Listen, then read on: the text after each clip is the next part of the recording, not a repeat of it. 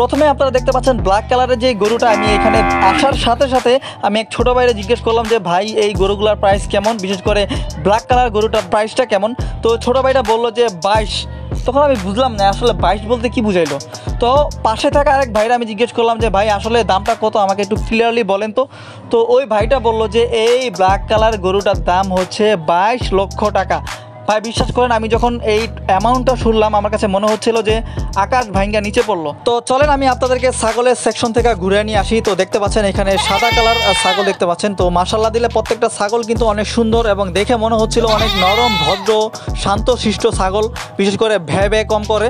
তো আপনারা যারা ছাগল কিনতে চান স্পেশালি তারা চাইলে এখানে এসে ছাগল নিতে পারেন। এবং এখানকার ছাগলগুলো দেখার পরে আমার কাছে মনে হচ্ছিল প্রত্যেকটা ছাগল খুব নরম এবং ভদ্র এরকম মনে হচ্ছিল। তো যাই হোক, এখানে আসার পরে যেটা নোট করলাম যে এইখানে অনেক ব্লগিং আপুরা চলে আসছে এই গরু ছাগলের সাথে ব্লগিং ভিডিও